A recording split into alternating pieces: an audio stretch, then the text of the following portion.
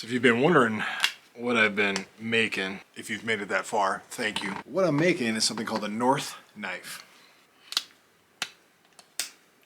And how they're formed is with some random percussion. They're thin and they have kind of a teardrop shape. They believe that they were preforms or something that was kind of at its close to final stages to becoming a final point, but they believed it was a preform for a Snyder's point.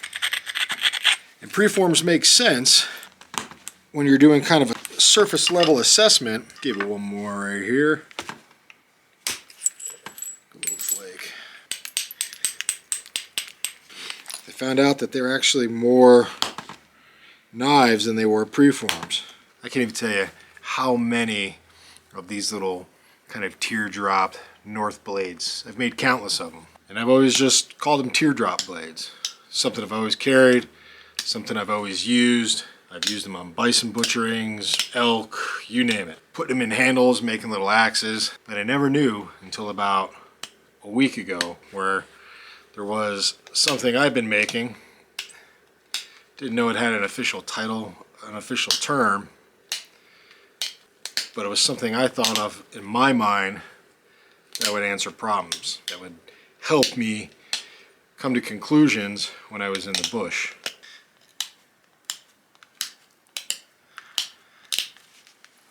Rotate.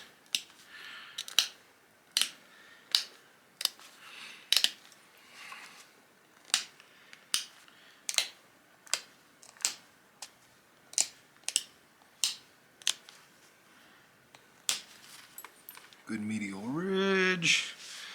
Down the barrel. She's looking good. Nice in the hand.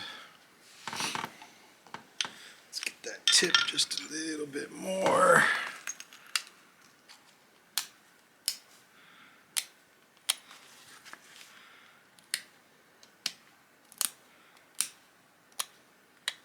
Got one North blade. Now if you've made it even this far, I appreciate it. This little style of hand blade is found all throughout kind of Arkansas, Kentucky, kind of those Midwest areas into the South.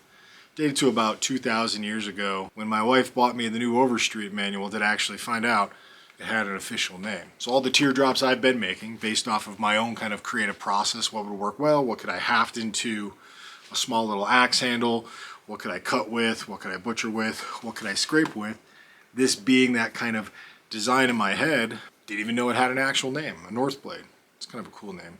I probably have 6 of them sitting over there. I use them all the time in those bison butcherings and just going out in the bush. It's a good little blade to have. I'm pumped to find out it's called the North blade. This is, I really think, even when I look at this guy here, this is essentially the same thing. This is just a smaller version. That's a bigger version. I mean, why reinvent the wheel? It's a pretty cool little piece of history. I love making it. This one, along with all the ones that I make, will wind up going to our next bison butchering class that will be taking place in October.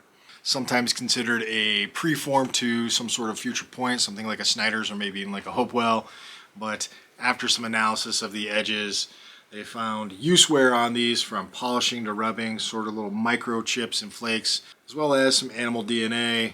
That right there wasn't a preform, could be, but was definitely used as a knife or a blade 2,500 years ago. Yeah, that's all I got. That right there is a North blade or a North knife. Something I've been making for years but didn't realize it actually had a name until about 10 days ago. Go figure. But I guess when you take a look inside a book, it's reading rainbow. No, you'll find out that it's actually called a North blade, and you can stop calling it a teardrop. All right, that's all I got. Appreciate you watching.